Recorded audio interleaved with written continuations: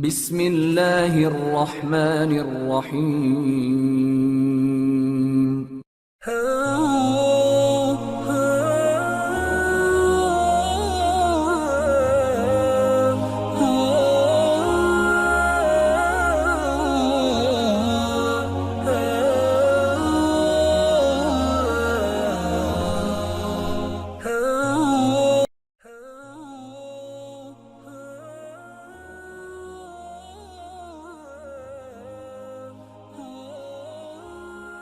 نبی کریم علیہ الصلوۃ والسلام کی ذات اقدس کے حوالے سے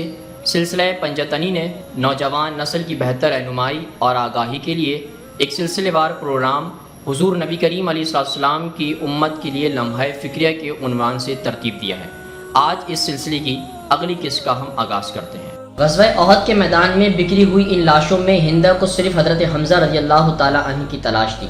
اور اسے یہ مل گئی، اور جب اس نے ان کی لاش دیکھی تو اس نے چیخ کر فلک شگاف ایسا فتح کا نعرہ لگایا کہ برسوں بعد بھی لوگوں کے کانوں میں اس کی چیخ خون جما دیتی ہے۔ جنہوں نے اس نعرے کو سنا تھا وہ حضرت حمزہ رضی اللہ تعالیٰ عنہ کی لاش کے سامنے کھڑی ہو گئی، اپنی چھری کو دونوں ہاتھوں سے پکڑا اور اسے ان کے جسم میں گہرائی تک اتار دیا، اور ان کے سینے کو کھول کر ان کے دل کو نہیں بلکہ اس سے کہیں زیادہ بڑی اور اس سے کئی زیادہ ضعف یعنی ان کے جگر کو چیر کر نکال ڈالا، اور فتح کے جذبے سے لبریز اس نے اس جگر کو اپنے سر سے اونچا اٹھا کر دکھایا اور پھر سب کو دکھاتے ہوئے اسے اپنے منہ سے چبا ڈالا اور اپنے دانتوں سے اسے ٹکڑے ٹکڑے کر کے زمین پر تھوک دیا۔ اس طرح اس نے اپنی درندگی اور وحشت کا مظاہرہ کر کے اپنے خیال میں اپنے باپ ابو جہل کا بدلہ لے لیا، جسے غزوہ بدر میں محض 2 کم سن بچوں نے مار ڈالا تھا۔